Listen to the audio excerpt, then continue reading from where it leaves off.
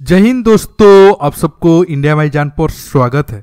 देखिए, आप सब जानते हो जब से इमरान खान को पाकिस्तान के प्राइम मिनिस्टर पद से हटाया गया है तब से पाकिस्तान का झुकाव ज़्यादातर वेस्ट और यूरोपियन कंट्री की तरफ है, और जो स्वाभाविक है क्योंकि एक तरीके से वो पाकिस्तान को बनाए थे और पाकिस्तान बनने के बाद इकोनॉमिकली ज़्यादा डिपेंड अमेरिका और वेस्ट के ऊपर करता है। यूक्रेन जंग में पाकिस्तान ब्रिटेन और अमेरिका के कहने पर 1 से 1.5 बिलियन डॉलर का हथियार भी सीक्रेटली बेचा है। बहुत सारा मुनाफा पाकिस्तान आर्मी ने भी कमाया है।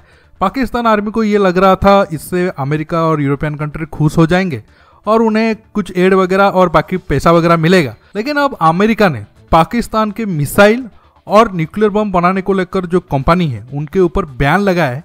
हालांकि ये लिस्ट में पाकिस्तान समेत और कुछ कंट्री का नाम भी शामिल है, जैसे कि चाइना, ताइवान, रसिया वगैरह। लेकिन बड़ा सवाल है, अब पाकिस्तान कौन से देश के बैलिस्टिक मिसाइल और न्यूक्लियर बम बेचने की कोशिश कर रहा था जिसके ऊपर बैन लगाया, वो भी डिस्कस करेंगे। इसके साथ साथ ये भी खबर आ रहा है ईरान ने पाकिस्तान बॉर्डर के पास सैकड़ों गधों को गोली मार दिया है। अब सवाल उठता है, ईरान जैसे देश को गधों से क्या खतरा है, और वो भी खासकर पाकिस्तानी गधों से।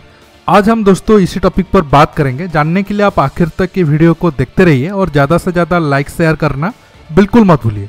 देखिए, पाकिस्तान 1970-80 में यूरोपियन कंट्री से टेक्नोलॉजी चुरा कर परमाणु बम बनाया था।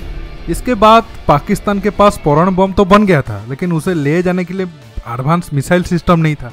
फिर चीन के कहने पर पाकिस्तान नॉर्थ कोरिया के साथ टेक्नोलॉजी एक्सचेंज किया, मतलब नॉर्थ कोरिया से वो मिसाइल टेक्नोलॉजी लिया और नॉर्थ कोरिया को पाकिस्तान ने बदले में न्यूक्लियर बम बनाने की टेक्नोलॉजी दिया। इसके बाद पाकिस्तान दूसरे देशों को भी न्यूक्लियर टेक्नोलॉजी बेचने की कोशिश किया, जैसे कि ईरान हो गया, सऊदी अरब हो गया, अब तो टर्की को बेच रहा है। हालांकि सऊदी अरब के बारे में ये कहा जाता है कि सऊदी अरब ने पैसा इन्वेस्ट किया था ताकि पाकिस्तान न्यूक्लियर बम बनाए, और सऊदी अरब को जब जरूरत होगा वो पाकिस्तान से कुछ न्यूक्लियर बम बना लेगा। मतलब ऐसा आप मानकर चलो, अगर पाकिस्तान के पास 100 न्यूक्लियर बम है तो सऊदी अरब 15-20 न्यूक्लियर बम जब भी चाहे वो ले सकता है। ये 2002-3 में उनके बीच डील होने की खबर आया था। और अब पाकिस्तान का इकोनॉमिक हालात जिस कंडीशन में है, अगर सऊदी अरब न्यूक्लियर बम मांगेगा तो पाकिस्तान देने से मना भी नहीं कर पाएगा। हालांकि ये एक अलग बात है, तब इंटरनेशनल प्रेशर दोनों कंट्री के ऊपर आ जाएगा, और न्यूक्लियर बम सऊदी अरब ले भी ले तो उसे डिलीवर करने के लिए मिसाइल टेक्नोलॉजी की भी जरूरत होगी।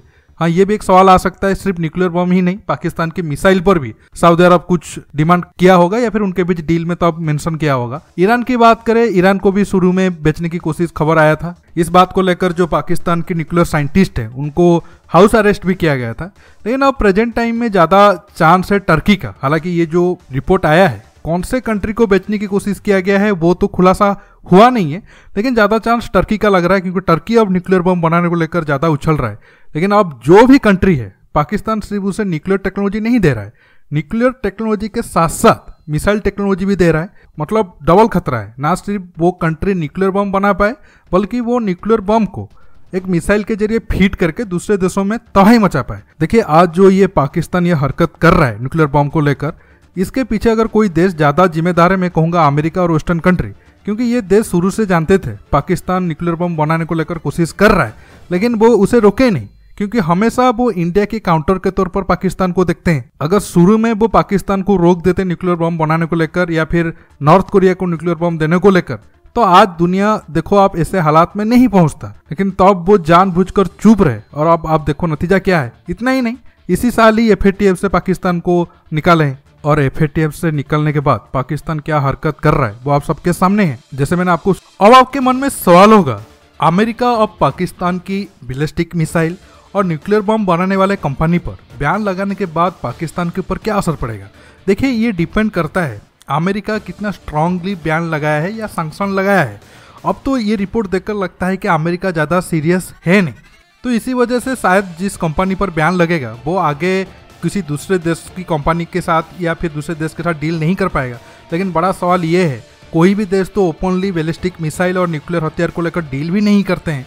अगर अमेरिका स्ट्रांगली सैंक्शन लगाता तो पाकिस्तान की जिस कंपनी बैलिस्टिक मिसाइल और न्यूक्लियर हथियार बनाते हैं तो वो पार्ट वगैरह भी दूसरे देशों से इंपोर्ट नहीं कर सकते थे। इससे क्या होता है कि पाकिस्तान का आगे जो मिसाइल प्रोग्राम है या फिर जो तेजी से पाकिस्तान अपना न्यूक्लियर एसेट बढ़ा रहा है उस पर एक तरीके से आप कह सकते हो ब्रेक लगता है। लेकिन लग रहा है कि अमेरिका इस मामले को लेकर ज़्यादा सीरियस नहीं है। छोटा मोटा बयान से पाकिस्तान के ऊपर कोई असर नहीं पड़ेगा। एक कंपनी के ऊपर बयान लगाए तो शायद किसी और दूसरे कंपनी के नाम पर वो कल डील करने लग जाएंगे। जैसे वो पहले टेररिस्ट ऑर्गेनाइजेशन के साथ करते हैं। यूनाइटेड नेशन एक टेररिस्ट ऑर्गेनाइजेशन को बैन करता है तो वही टेररिस्ट दूसरे ऑर्गेनाइजेशन के नाम पर आ जाते हैं। अब दोस्तों आते हैं ईरान के ऊपर। ईरान पाकिस्तान बॉर्डर में जो घटना हुआ है उसके ऊपर थोड़ा डिटेल्स में जानते हैं। दोस्तों अगर हम ईरान और पाकिस्तान की बात करें, दोनों तो है ही मुस्लिम देश, लेकिन संबंध कभी भी उतना ज़्यादा अच्छा नहीं रहा है, क्योंकि ईरान एक शिया कंट्री है और पाकिस्तान में मेजोरिटी मुस्लिम सुन्नी है। और पाकिस्तान का शुरू से ही सऊदी अरब और यूएई से संबंध अच्छा रहा है, क्योंकि वहाँ से फंडिंग आता है और ये दोनों देश सुन्नी कंट्री है। इसी वजह से पाकिस्तान और ईरान का संबंध कभी सही तरीके से रहा नहीं, बल्कि ईरान ने कई बार ये आरोप लगाया है बॉर्डर एरिया में पाकिस्तान जानबूझकर ईरान में आतंकवादी हमले करता है या फिर आतंकवादियों को सपोर्ट करता है। ऐसे भी कई बार मौके आए, ईरान ने पाकिस्तान के ऊपर सर्जिकल स्ट्राइक का धमकी भी दिया था। इससे आप अंदाजा लगा सकते हो दोनों मुस्लिम कंट्री होने के बावजूद रिलेशन क्या रहा होगा। लेकिन अब सवाल उठता है, बॉर्डर एरिया में सैकड़ों मासूम गधों को मारने के पीछे वजह क्या हो सकता है? देखिए, इतने सारे सैकड़ों मासूम डंकी को मारने के पीछे एक ही वजह है, इलीगल ऑयल स्मगलिंग को रोकना। आप सब अब जानते हो पाकिस्तान की इकोनॉमिक हालत क्या है। इसी वजह से पाकिस्तान में ऑयल प्राइस बहुत ज़्यादा बढ़ा हुआ है और पाकिस्तान तो डायरेक्ट ईरान से ऑयल नहीं लेता है, क्योंकि अमेरिका ने साफ तौर पर कहा है कोई भी कंट्री अब ईरान से ऑयल नहीं लेंगे। जो पाकिस्तान रसिया से सस्ते दाम पर ऑयल और गैस लेने की बात करता है, जो बिल्कुल ईरान उसके साइड में है, वहाँ पर कभी भी ऑयल और गैस लेने की बात वहाँ पर सीरियसली नहीं हुआ या फिर सीरियसली कोशिश भी नहीं हुआ है।